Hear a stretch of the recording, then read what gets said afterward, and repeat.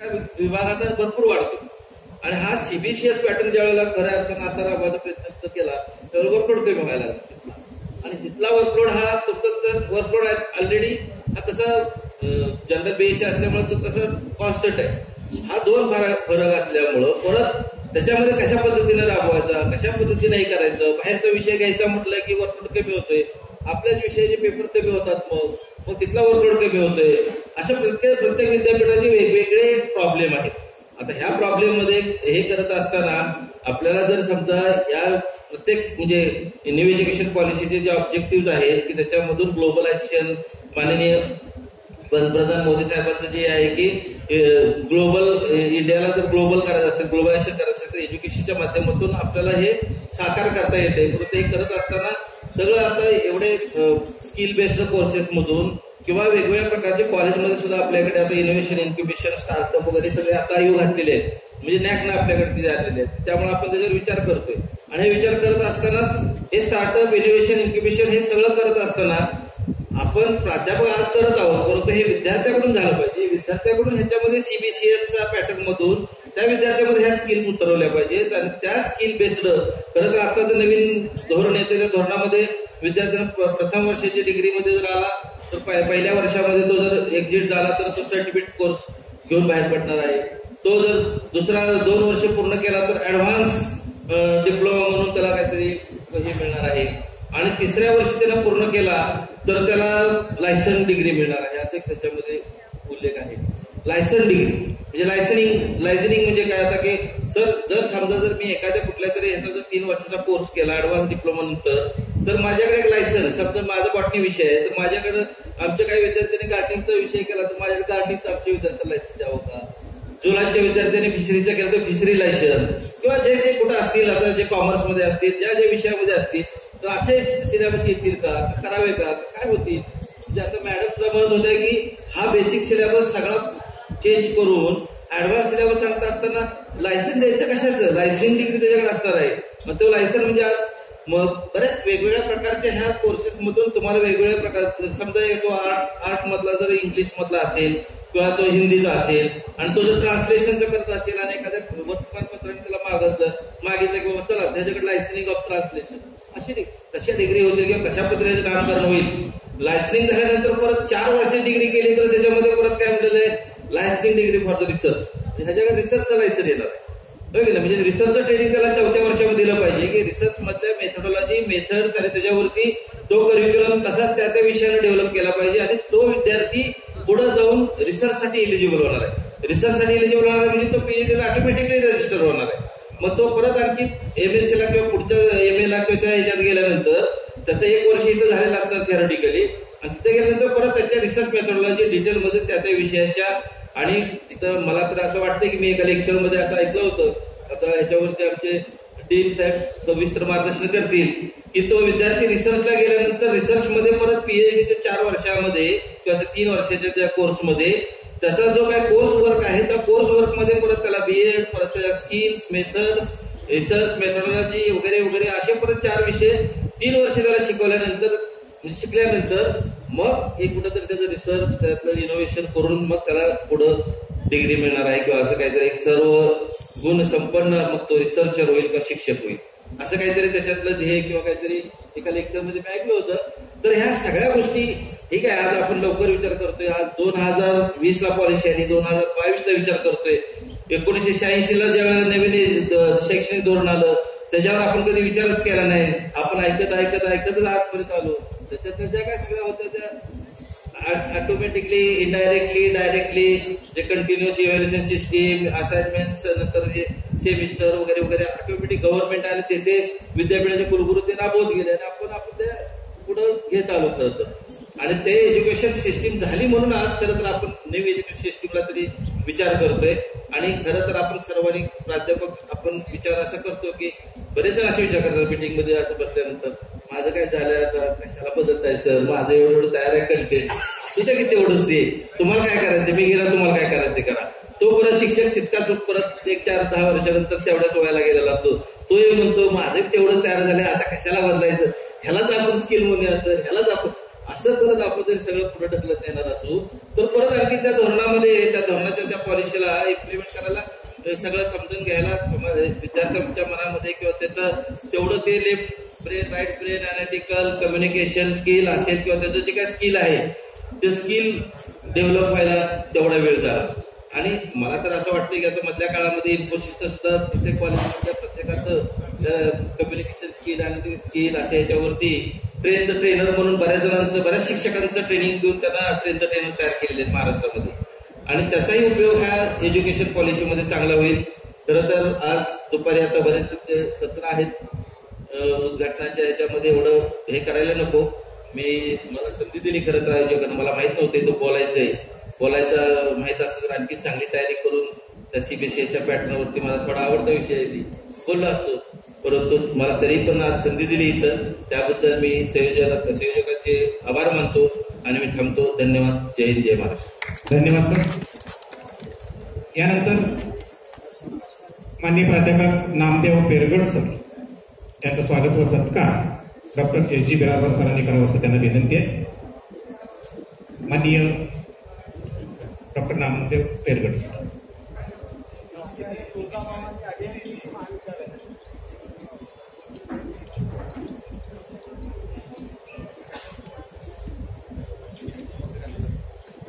तुळजाभवानी अभियांत्रिकी महाविद्यालय तुळजापूरचे प्राचार्य माननीय नामदेव पेरगड सर यांचं स्वागत व सत्कार doctor S G Birajdar sir हे करतील.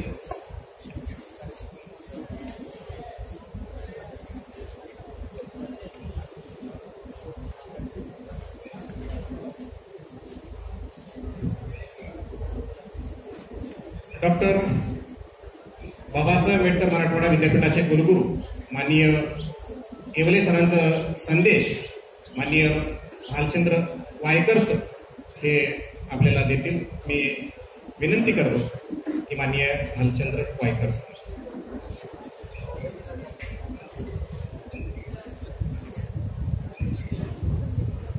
प्रथम आजच्या या national education policy 2020 and curriculum structure as per CBCS या कॉन्फरन्ससाठी या मंचावर असलेल्या सर्व मान्यवरांचं तसेच करड सर या महाविद्यालयाचे प्राचार्य त्याच्यानंतर ही कॉन्फरन्स ज्यांच्यामुळे आयोजन करण्यात आलं डॉक्टर अंकुश कदम सर, सर्व प्राध्यापक बंधू आणि भगिनींनी,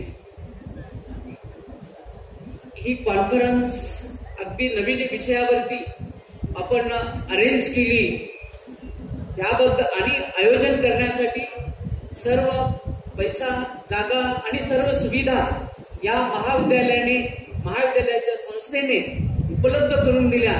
तर मी त्यांचंही कौतुक करतो. या महाविद्यालयाचे प्राचार्य आणि डॉक्टर अंकुश कदम यांनी ही कॉन्फरन्स सक्सेसफुली अरेंज केली याबद्दल सुद्धा त्यांचं अभिनंदन करतो. आणि मला या ठिकाणी आपल्या समोर उभा राहण्याची संधी दिली म्हणून मी दोघांचेही आभार मानतो. खरं तर हा विषय तसा अगदी महत्वाचा आहे. आता टेक्नॉलॉजी आहे आणि त्या माध्यमातून इंटरनेट, व्हॉट्सअप आणि इतर मीटिंग याच्यामधून बऱ्याच गोष्टीवरती चर्चा झालेली आहे, होत आहे आणि याच्याबद्दल बऱ्यापैकी अवेअरनेस होत आहे. परंतु प्रॅक्टिकलमध्ये ज्यावेळेस आपल्याला ते जायचं आहे त्यावेळेस मात्र आपला सर्वांचा सहभाग प्रॅक्टिकल त्याच्यामध्ये असला पाहिजे.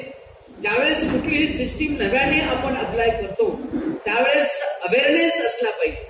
आणि म्हणून मी आणखी खास करून या महाविद्यालयाचं कौतुक करेल की आपण PhDच्या ऍडमिशनच्या प्रक्रिये वेळेस सुद्धा ज्यावेळेस ऑर्डिनन्स बदलला आणि त्याच्यामध्ये काही नवीन स्टेप्स आपण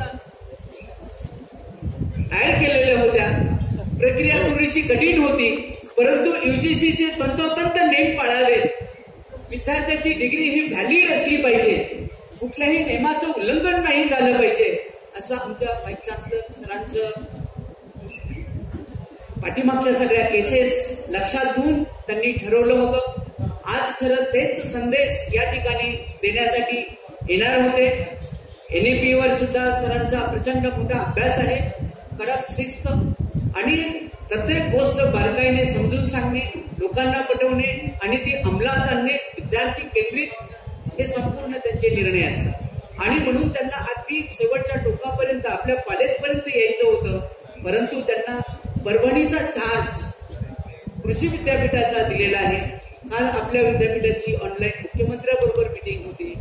आज परभणीचे चार्ज त्यांच्याकडे असल्यामुळं त्यांची आज मुख्यमंत्र्यांसमोर मिटिंग असल्यामुळं ते येऊ शकले नाही आणि म्हणून त्यांनी या कॉन्फरन्सला शुभेच्छा देण्याचाही संदेश आपल्याला दिला. आता PhDचा धागा पकडून परत मी पुढे जातो, कारण PhDच्या याच्यामध्ये सुद्धा सर्व ही प्रक्रिया ज्यावेळेस नवीन असते त्यावेळेस प्रत्येक घटकाला त्याच्याविषयी माहीत असणं गरजेचं असतं. तो विद्यार्थी असेल, सुपरवायझर असेल, त्याच्यानंतर केंद्र प्रमुख असेल आणि ती PhD सेक्शन असेल, त्याच्यातले डीन असेल, सगळे सिस्टीमला माहीत असणं गरजेचं होतं. आणि त्यावेळेस आणि या ठिकाणी ही प्रक्रिया संपूर्ण होत होती. कोविडचं संकट होतं आणि त्यावेळेस डॉक्टर अंकुश कदम पुढे आले आणि त्यांनी छानपैकी ऑनलाईन PhD ऍडमिशन प्रोसेस याच्यावरती एक ऑनलाईन प्रोग्राम घेतला. फक्त बोलण्यासाठी मीच होतो आणि त्याच्यामुळे ती प्रक्रिया जवळजवळ मला वाटतं 250-300 लोक ते अटेंड केलं आणि त्यामुळे खूप लोकांना ती प्रक्रिया सुरळीत पार पाडण्यास मदत झाली. आता तीच स्थिती आहे. सरांनी आता सांगितलं, सर आपण PG साठी CBCS राबवलं, परंतु UG साठी नाही राबवलं आपल्या विद्यापीठामध्ये. आता त्याच्यावरच लेक्चर देण्यासाठी मी आलो. तर ही स्थिती, ही ज्यावेळेस नवीन प्रोग्राम आणि न्यू एज्युकेशन पॉलिसी ती सुद्धा आपल्याला इम्प्लिमेंट करायची आणि म्हणून ज्यावेळेस नवीन गोष्टीची आपण सुरुवात करतोय ती सुद्धा याच महाविद्यालयात पहिलं वर्कशॉप इथं होत आहे. याच्याबद्दल मी आपलं कौतुक करतो. म्हणजे PhD प्रोसेसचं पहिलं आपल्यापासून सुरुवात झाली आणि हे CBCS अंडर ग्रॅज्युएट आणि NAPचा प्रोग्राम हे आपल्यापासून सुरू होतोय. याच्याबद्दल मी खरंच आपल्या महाविद्यालयाचे प्राचार्य आणि अंकुश कदम यांचं कौतुक करेन. आता याच्यामध्ये अनेक बाबी मॅडमनी तर सांगितलं, आता गायकवाड सरांनीही सांगितलं आणि आता आमचे मित्र पैठणकर सर खूप सविस्तर त्याच्यावर सांगतील. पण ऍक्च्युअल स्ट्रक्चर जसे मी त्यांना अंकुश कदम सरांना सांगितलं होते की मला 3 तास तरी द्या, पण त्यांनी मला इतकं कमी केलं तर 1-1.5 तास तरी द्या.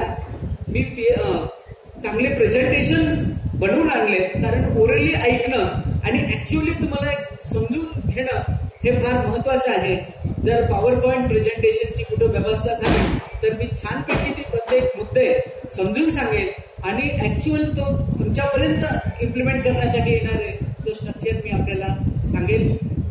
तर याच्यामध्ये या नॅशनल एज्युकेशन पॉलिसीमध्ये त्यांनी मी रिसर्चचा धागा घेऊनच बोलतोय, कारण हे उद्घाटनपर भाषण आहे, बाकी सविस्तर बोलायचं नसतं. जसे गाईड वाढले, रिसर्च सेंटर वाढले, त्याचा फायदा नक्कीच NAP मध्ये आहे. कारण आपल्या देशामध्ये आपला देश सुद्धा रिसर्च मध्ये कमी नाही. जर जगाचा सर्वे केला तर रिसर्च पेपर पब्लिकेशन जगामध्ये 3 नंबर आहे. इनोव्हेशन इंडेक्स मध्ये आपला 46वा नंबर आहे आणि त्याचप्रमाणे तुम्ही जर क्वालिटी रिसर्च वगैरे याच्यामध्ये सुद्धा 3 नंबरला आपण आहोत. परंतु टेक्नॉलॉजी ट्रान्सफर कुठे झाली? जर आमचं टेक्नॉलॉजी वाढलं, आमच्याकडे सगळं रिसर्च आहे, परंतु रिसर्च राहिलं लॅबमध्ये. रिसर्च हे लॅब टू लॅब हे ट्रान्सफर झालं पाहिजे. या रिसर्चचा उपयोग लोकांच्या समस्या सोडवण्यासाठी झालं पाहिजे आणि म्हणून आता गाईड वाढले. आता 3 वर्षाची बॅचलर डिग्री आहे, आता 4 वर्षाची बॅचलर डिग्री होणार आहे आणि 14 वर्ष हे तुम्हाला रिसर्च साठी डिव्होटेड असणार आहे. आणि त्यामुळे प्रत्येकाला रिसर्च टेक्नॉलॉजी माहित असणं, त्याची इथले प्रॉब्लेम माहित असणं याची खूप गरज आहे आणि म्हणून हे कंपोनंट याच्यामध्ये वैशिष्ट्यपूर्णपणे ऍड केलेलं आहे. याच्याबद्दलच आपण संपूर्ण CBCS आणि new education policy academic bank of credit याच्यावरही मी तासभर सविस्तर विवेचन करणार आहे. मला या ठिकाणी बोलण्याची संधी दिली, कारण अनेक लोकांना बोलायचं असतं. संधी दिली त्याबद्दल मी महाविद्यालयाचे प्राचार्य आणि संयोजक यांचं खूप खूप आभार मानतो आणि एवढं बोलून माझे 2 शब्द सांगतो. धन्यवाद सर. यानंतर राष्ट्रीय उच्च शिक्षण अभियानाचे संचालक माननीय प्रोफेसर डॉक्टर विजय जोशी यांचं बीज भाषण होणार आहे. डॉक्टर विजय जोशी यांचा अल्प परिचय करण्यासाठी डॉक्टर अनिता मुतकंडा मॅडम यांनी करावं. डॉक्टर विजय जोशी यांचा अल्प परिचय. Honorable Principal Garud sir, dignitaries on the dais, Honorable Dapke sir. Today here is one of the most dynamic personality is before us for giving the keynote address, Dr. Professor Vijay Joshi sir. If your actions inspires others to dream more, to learn more, do more and become more, you are a leader. As like that, Professor Vijay Joshi was a chief consultant, is the chief consultant of RUSA Maharashtra. He is general manager of academics and training of Maharashtra State Faculty Development Academy. He worked as Dean Faculty of Science and Technology, University of Mumbai. He also worked as member of Academic Council, Management Council of Mumbai University. And also he served as principal of KJ Somaiya College of Science and Commerce, Autonomous College, Mumbai. Behind that, his academic contribution. Here I would like to focus on his contribution to television. He directed television serials, advertisements and popular commercial plays. And here one of the honor is that he received a very prestigious award like Dinanath Mangeshkar Award continuously for 3 years. So this is a very brief introduction to Professor Vijay Joshi. I heartily welcome to Professor Vijay Joshi for giving or delivering his virtual speech. Thank you so much. धन्यवाद madam. यानंतर doctor विजय जोशी यांचं बीज भाषण आपण ऐकूया. Yogesh. Welcome Joshi sir. Now you can start. Audible.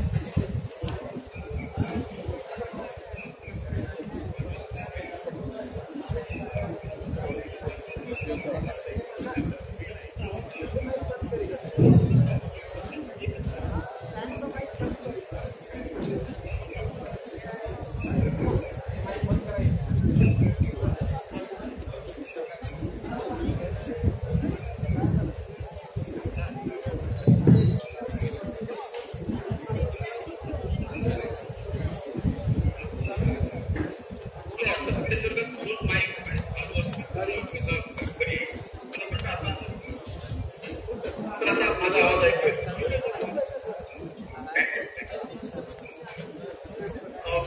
माझ्या PG भाषणाचा विषय मी ठेवला आहे नॅशनल एज्युकेशन पॉलिसी ट्रान्सफॉर्मेशन